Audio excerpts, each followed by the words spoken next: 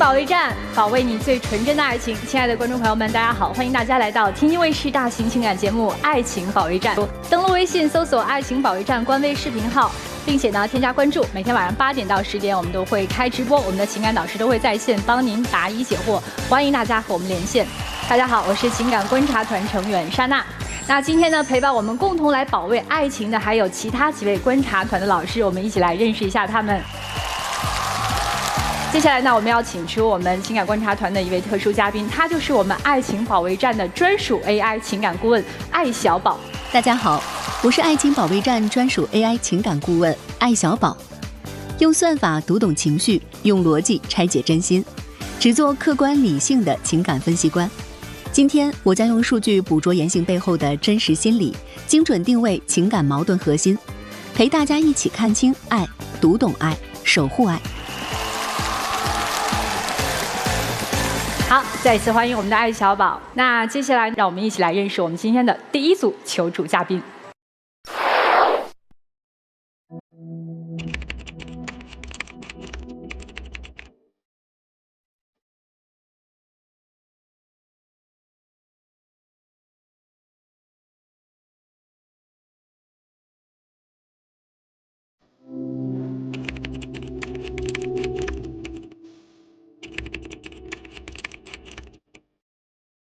这是一场明知终点不同，却要硬着头皮走下去的旅程。越靠近婚礼，我越清楚地知道，我们根本没有以后。房车，所有的一切我都准备好了。我不明白他为什么要分手，为什么要转身离开。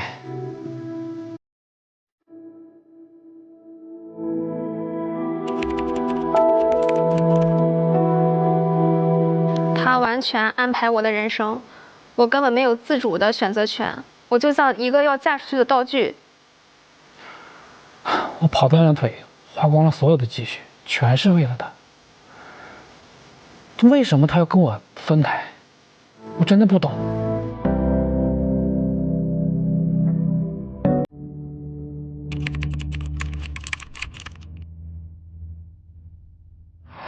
到底他的人生是不是被安排的呢？让我们掌声有请今天求助的嘉宾登场，欢迎他们。江先生28岁，健身教练；韩女士27岁，美业店主。二位好啊，先来说一下今天你们两个人核心诉求是什么？从大学相恋到现在将近5年的时间了，然后双方的父母朋友啊都觉得我们应该步入婚姻了。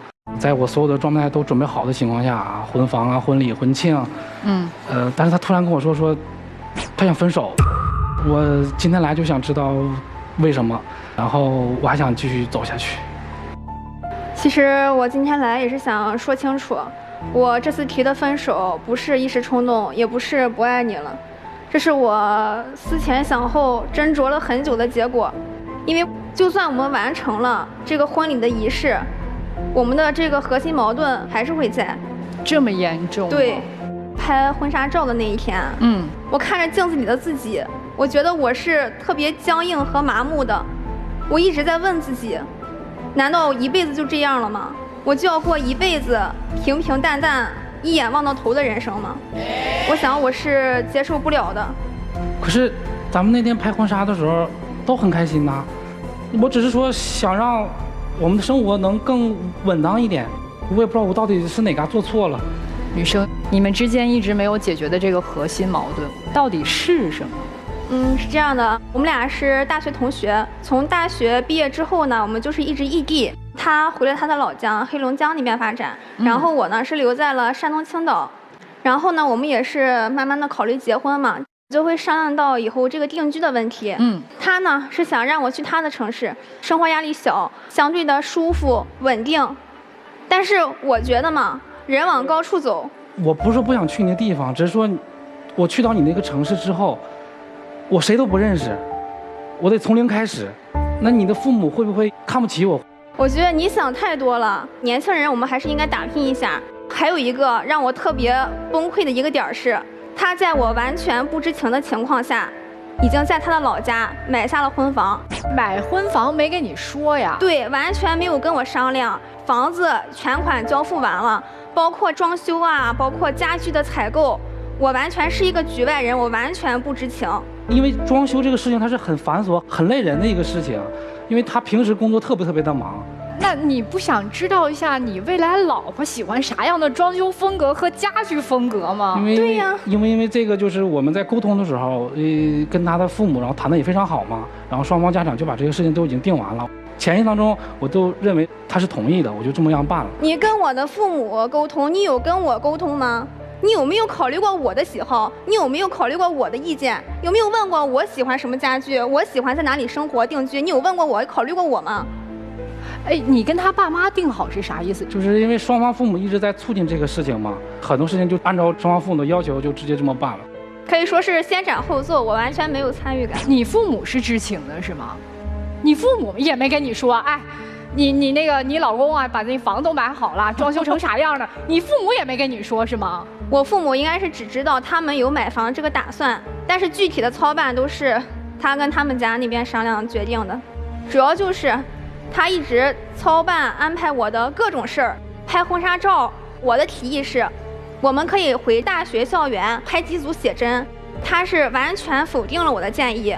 他认为回学校浪费时间，我们不如选一个影楼一条龙。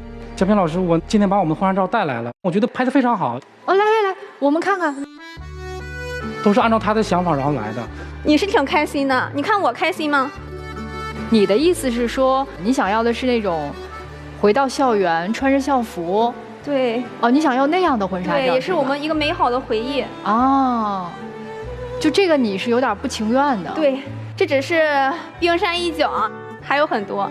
我们要筹备婚礼，需要有伴娘。那我在大学期间呢，我们舍友4个人一直感情非常好。然后我们从大一的时候就约定，以后不管谁结婚，不管现在手头工作有多忙，不管在这个天涯海角，都会奔赴他的城市，见证他人生中最幸福的这个时刻。她的3个闺蜜，一个在上海，一个在新疆，最近的一个在青岛，来回的机票将近小1万块钱。然后还得吃住，然后酒店来回得将近2万块钱，我俩所有的积蓄都准备在婚礼上了。我觉得没有必要，我觉得不如说找一个亲戚朋友，既稳当，然后又稳妥。你看我的表妹，然后我的表姐都可以。可是你想没想过，一个人一生婚礼只有这么一次，那作为女人，我当然希望我最亲的人，我最好的朋友闺蜜来见证我最幸福的时刻。你把我这些最亲的人都比不上你这些所谓的方便安稳。你有考虑过我的感受吗？这句话挺扎心。然后呢，他替我完全的规划了。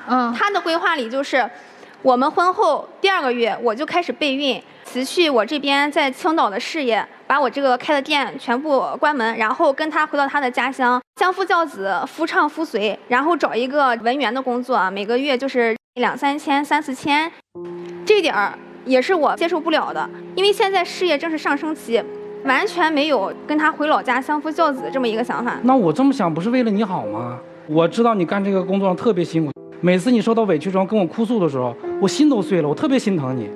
我这不回来之后，我在我的老家把所有的事情都给你准备好，没有房贷，没有车贷，你回来之后就过一个很舒服、很幸福的一个生活，我觉得特别好啊。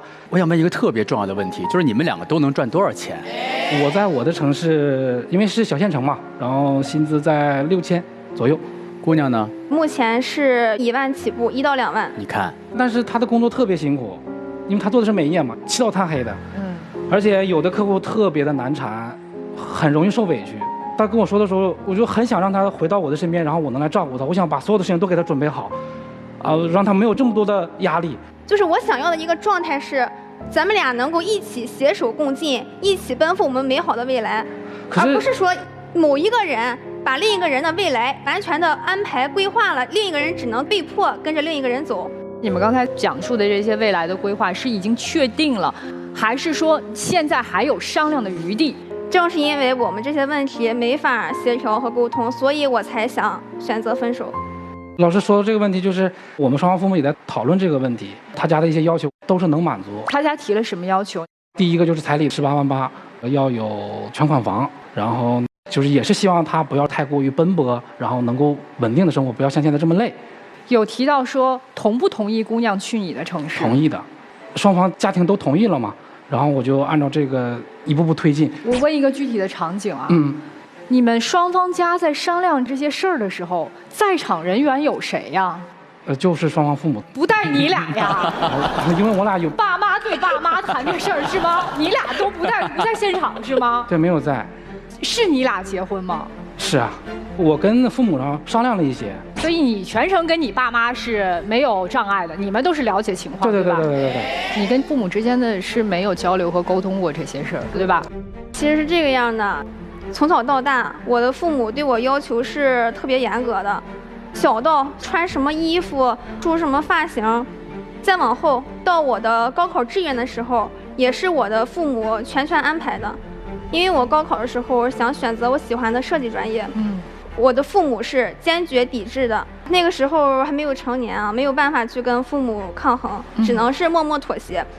包括毕业之后需要找工作了，我父母也是坚决不同意我创业的。他们就希望我找一个每个月发放固定工资的这么一个行业，然后找一个比较安稳踏实的男人过一辈子。但是这不是我的想法。我毕业之后，我为了这个店一直是起早贪黑，并且我是借钱开店，这一路我走得特别艰辛。我也是想向我的父母、我的亲戚朋友证明，女性也有独立选择的权利。我觉得我现在好像又回到了我小时候，小时候是爸妈管我，现在长大了，我的男朋友又把我的一切全权给我安排了。但是现在我已经不是小孩了，不是说你说什么我就要去做什么，完全按照你的意思来。不想当提线木偶了。对。男生，我最后问一个问题啊，他已经提出分手了，对吧？对。你有没有想过，你们的情感关系该怎么走呢？最开始的时候，我很费解，我在想，我把所有的事情都准备好了。我就很不明白他到底为什么要跟我分手，我是哪里做的不对或者做的不好吗？然后我有时候在想，他是不是从来都没有爱过我？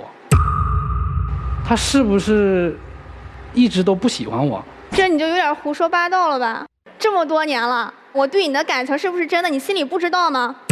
姑娘，如果今天这个男生在现场有认知了，你愿意再试一试吗？这个不是看他怎么说，而是要看他怎么做。所以是有。好，明白了。他们的故事就是这样。接下来我们就想问一下我们观察团的各位老师们，他们的爱情值得保卫吗？我先保卫。女孩子在讲述你和爸爸妈妈相处的这个过程当中啊，让我想起了一个词，叫做创伤性吸引。为什么我们总能去靠近同一类，哪怕是会带给我们伤害的人？他在最大程度上就像你刚才说的，很像你爸妈啊。为什么你会选他呢？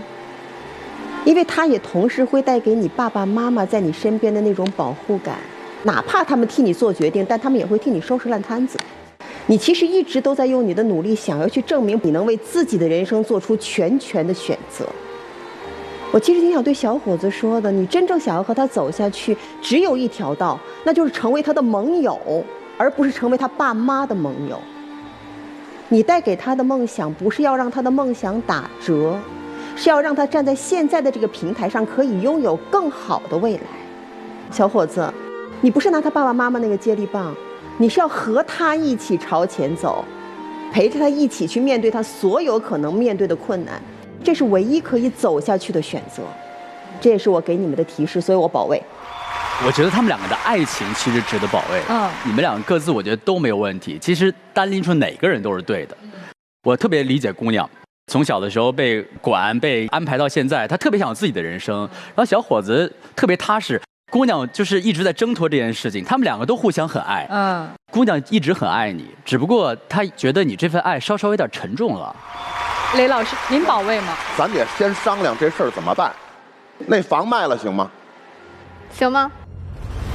那是他的爸爸妈妈给他娶老婆的本儿，卖了亏不亏？商量商量，亏多少？能不能接受？跟他商量。我觉得这个事情还是得双方两个家庭商量一下吧。你跟谁商量呀？你注意啊，你要想娶身边这女孩，以后你得跟她商量。什么叫两个家庭在一块商量？这个我想提示一句啊，所有的反悔都得有代价。对，女生，你愿意承担她那边的经济折损的代价吗？这个时候我跟你讲啊，好多东西一看见代价，爱不爱就能衡量出来。你愿意做什么？如果他能够来青岛，在青岛这边工作定居，如果你觉得在青岛买房是压力，首付这边我们家可以来承担，包括后面的贷款，我和你一起还。现在他们的爱情我保卫。哦，您要的是这个商量成了就能保卫，大事商量成了。明白了。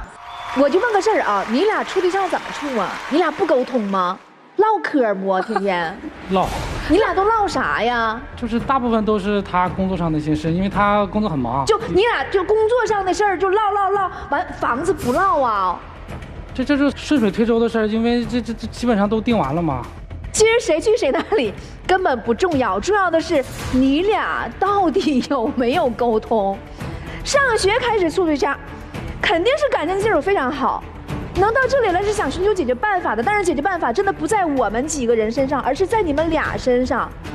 女孩稍微会撒点娇，会要你想要的这个东西；男孩呢会给到他想要的。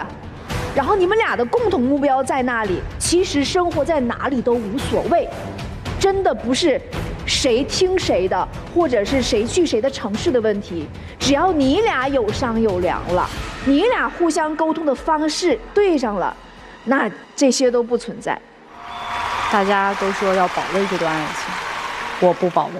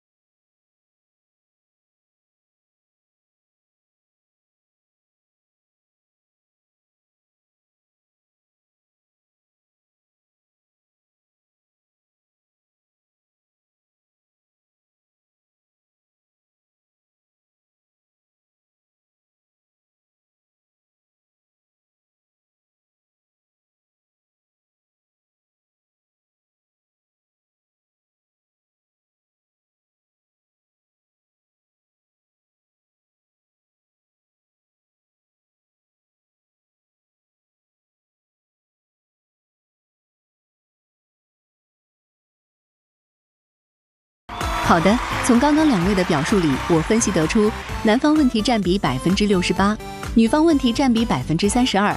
男方用包办一切表达爱，女方因被安排触发童年恐惧。我的建议是，男方立即停止全盘规划，尊重女方所有决定权，女方坦诚表达恐惧，共同参与备婚，双方设立情绪缓冲期，不逼迫，不赶进度，以真心化解恐慌。谢谢艾小宝的分析，请二位走上我们的爱情传送带。我们准备了一些你们的照片，如果你们想看，我们会播放。没有必要看了。我尊重他的意见。嘿，改了，好的开始。那我们过往的这些甜蜜瞬间就不看了。想想待会儿这60秒要说什么。对不起，我想着我把所有的事情都为你准备好，就是对你所有的爱，我可以努力做出改变，我先一点点的改，我希望你能再给我一次机会，能让我用新的方式。那刚才说的问题你考虑好了吗？愿意放弃你那边的工作和房子来青岛跟我一起生活吗？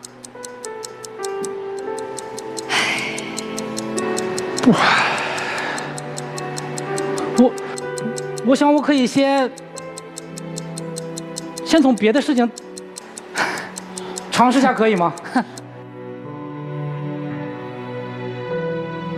好，接下来我们进入抉择时刻。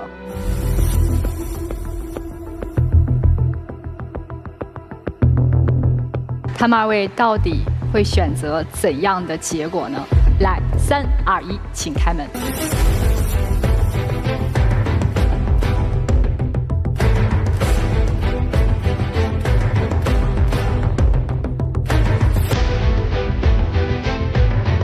那个女孩没出来吧？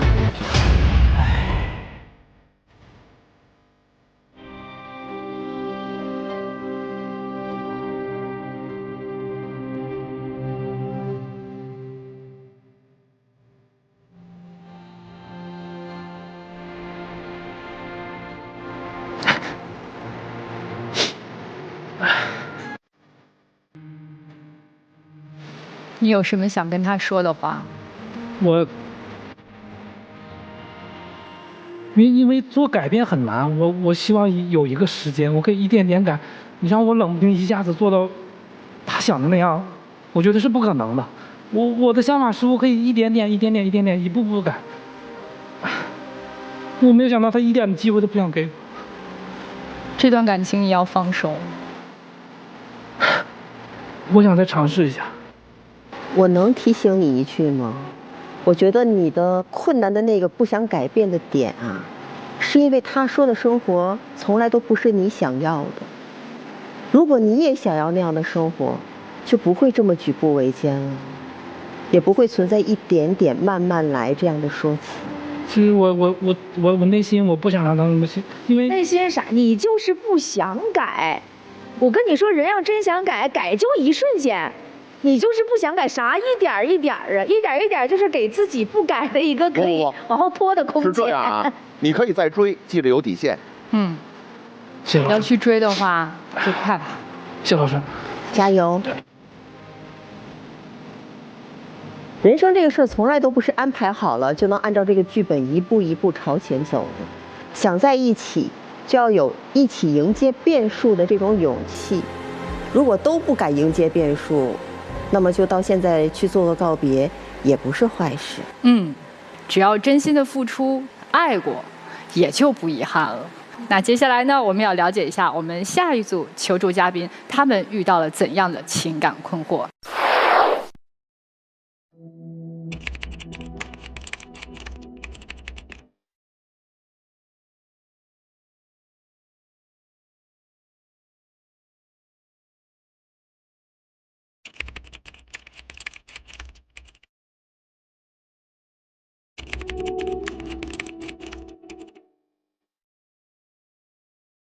我觉得就是哄他开心，把他脾气哄没了，这就可以了。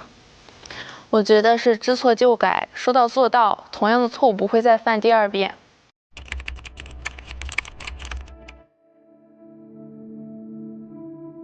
他总是把一些生活中鸡毛蒜皮的小事拿出来反复去说，但是我对他的父母、对他的朋友都掏心掏肺的，我不知道我怎么做才能让他满意。他用花言巧语把我身边所有人都变成了他的后援团，他答应我的事情没有一句做到的。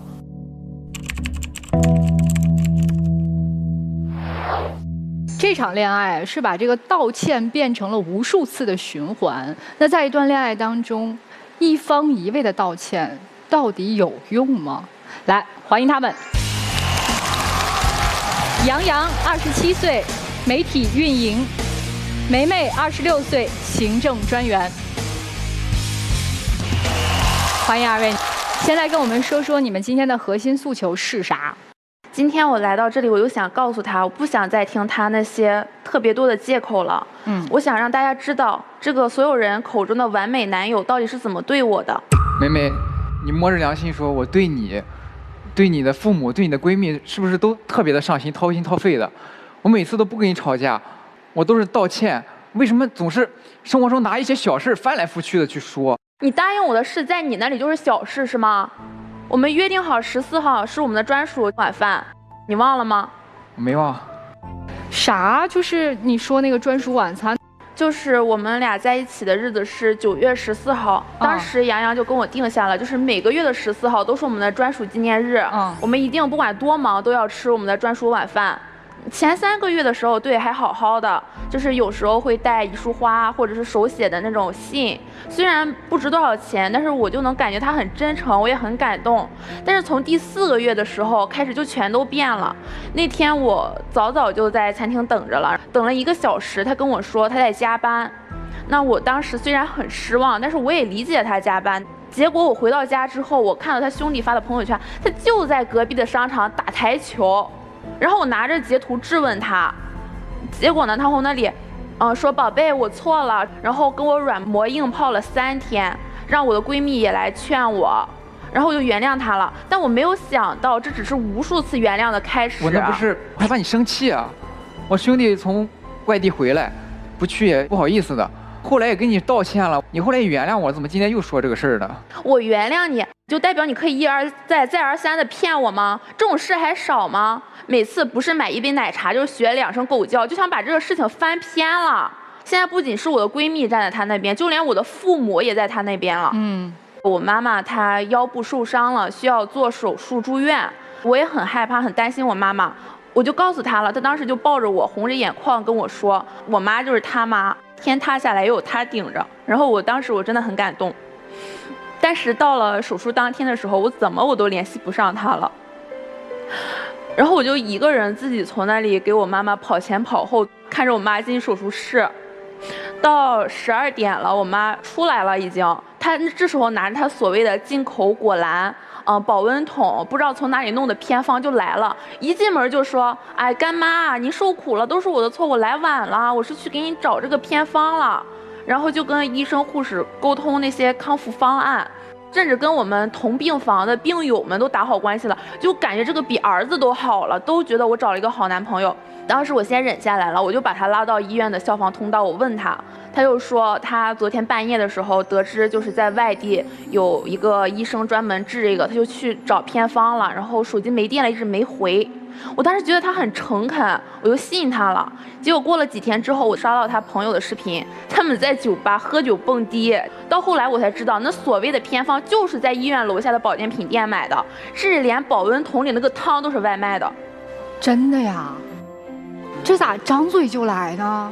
我做的很有问题，我承认。当时是什么情况呢？我跟我兄弟也是喝酒去了，然后早上没起来，没办法，我害怕他生气跟我分手，也害怕叔叔阿姨对我失望，我就撒了个谎。我也意识到我的错误了。那妈妈出来以后，我也忙前跑后的我去做。那我对你妈妈的好，也是真心的。真心的，你真心对我妈妈好，就是在我妈做手术这么关键的时候，你去喝酒，然后回来睡大觉，这种事情让我自己扛着。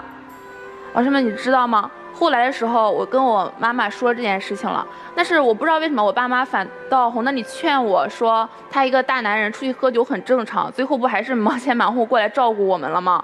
说他心里有我们就行了。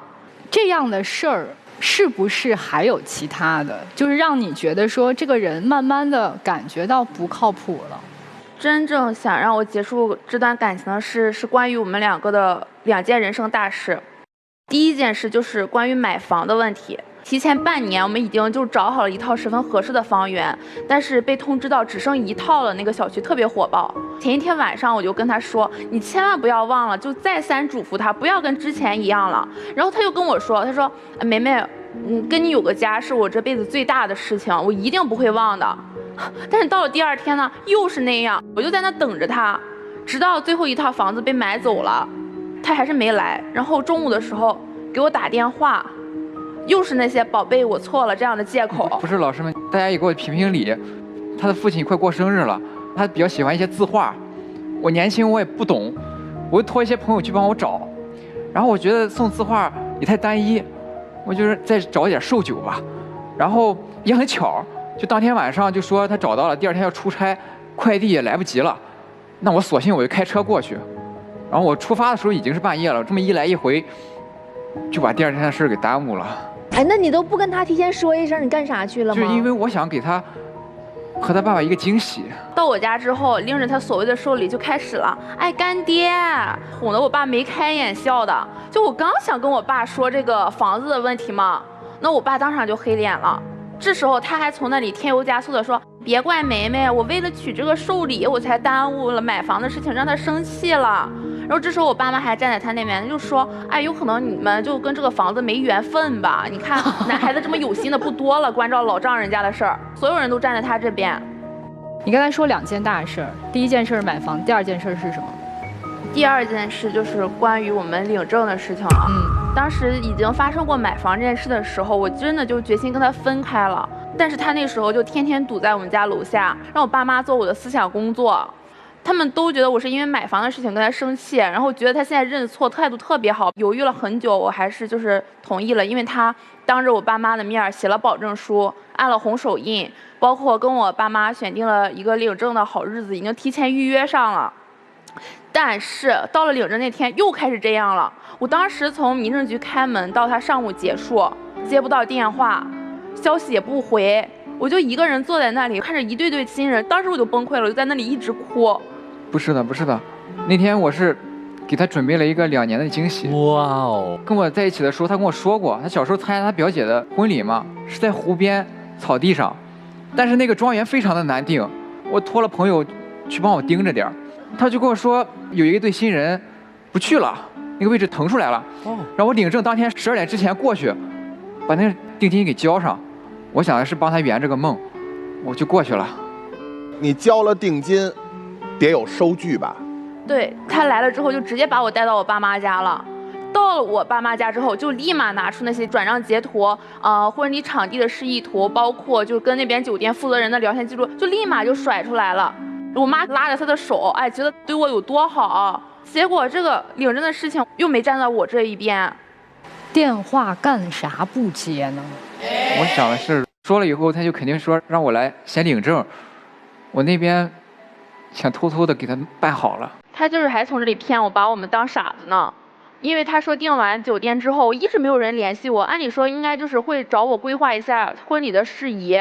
然后我就觉得心里不对劲儿了，因为结合他之前的种种表现，我觉得肯定有问题。我就去酒店那边了，人家负责人跟我说了，根本就没有这回事儿，当时也没有任何人退订，那些东西全是假的，全都是他编的。不是他连这种事情都骗我。不是，是后来我真的也定了。我那天确实，我给你道歉，我确实是退缩了，因为我害怕啊，我怕我做不好，达不到他的心意。我说实话，我这事我做的挺不好的，但是我现在我已经勇敢起来了，我想我能承担这个责任了。所以你故意不去的哈？定好的领证日期，前天晚上在干嘛？喝酒了，我把这事给搞砸了。你第2天忘了，还是没起来？还是我起来了，我就坐那儿等着，我就不去？没起来，我编了个谎言，我害怕他因为这事再跟我分手。我对这个感情真的就是很失望了。这2年来，他真是找了无数的借口，我写到了备忘录里。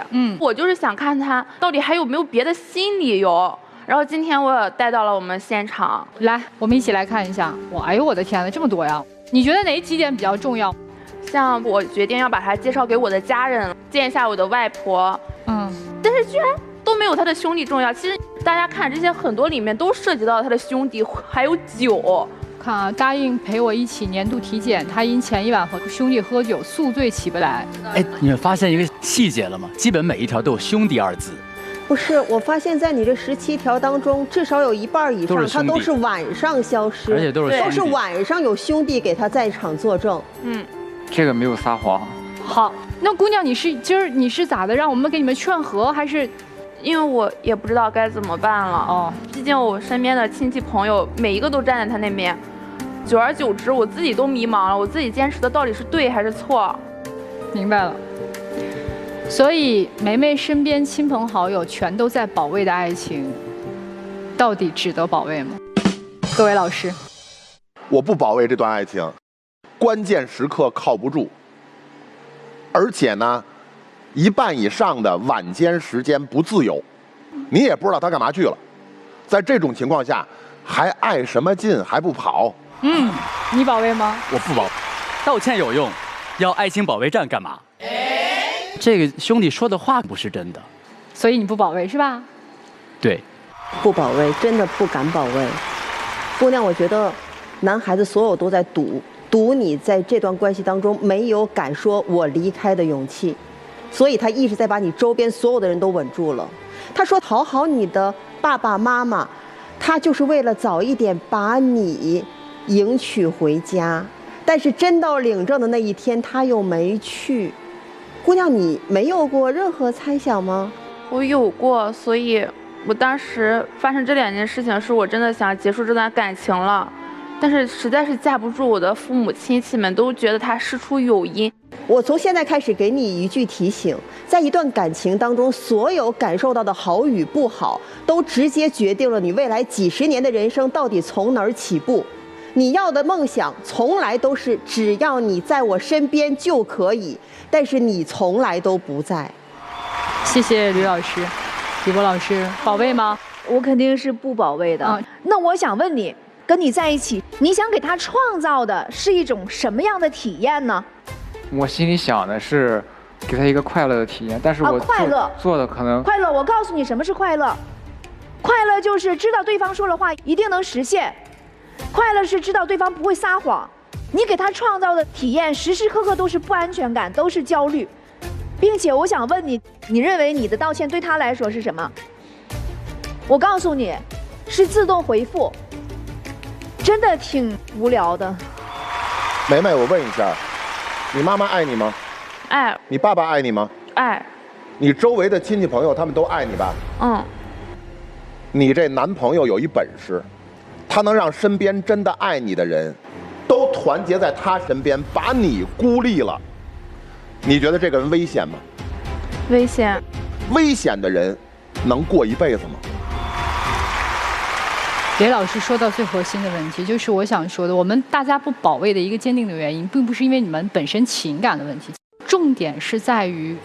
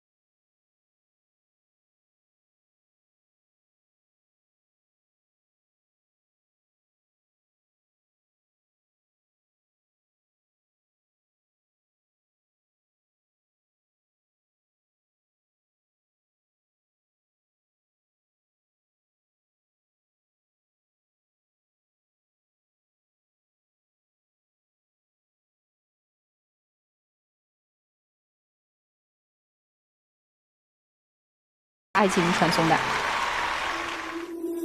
在这个环节啊，我们一般会给你们看一些过往的照片哈。我想看。姑娘，你想看吗？我都无所谓了，既然决定了。哦，那你如果既然无所谓的话，那我们就可以看。来。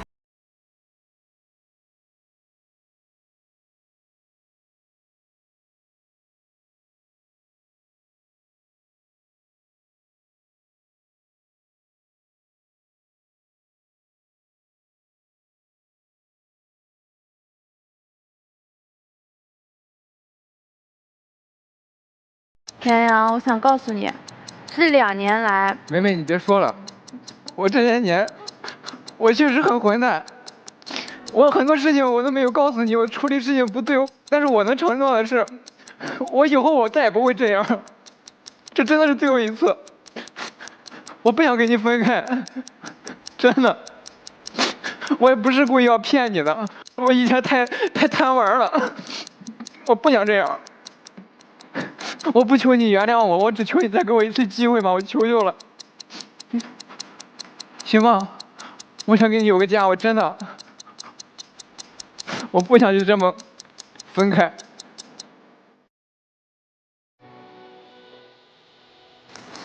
好，请2位回到门后。一般人扛不住啊。是的，扛不住。我都信了，刚才真的哭得挺真诚的。我谈不上信不信，但是我是觉得真好，说的真好啊。对，他父母可能就是咱们这种感觉。2位到底是否会出来呢？3、2、1，请开门。情感问题无人倾诉，渴望专业的解答与指引。即刻打开微信，扫描屏幕2维码，添加爱宝小助理的微信号。晚8点，微信视频号官方直播间，资深情感导师暖心陪伴，领取情感沟通课。让我们助您解锁生活幸福秘籍。3、2、1，请开门。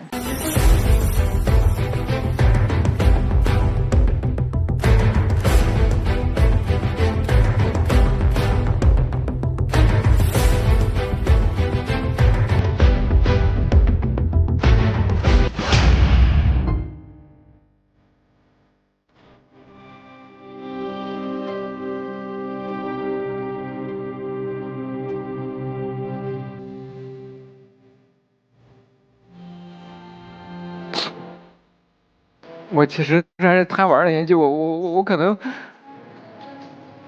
对婚姻没有什么概念。我以前道歉成为一种惯性，我觉得道完歉就是舒适区了，道完歉就完事儿了，从来没有仔细考虑过我到底错哪儿了。你有什么想对女孩说的话吗？我以前没有考虑你的感受，一味的在道歉，一直不改。我觉得你做的已经够好的了，这是你的选择，我尊重你，但是我以后我会改。好，感谢你来到我们的节目，祝你的人生一帆风顺，谢谢你。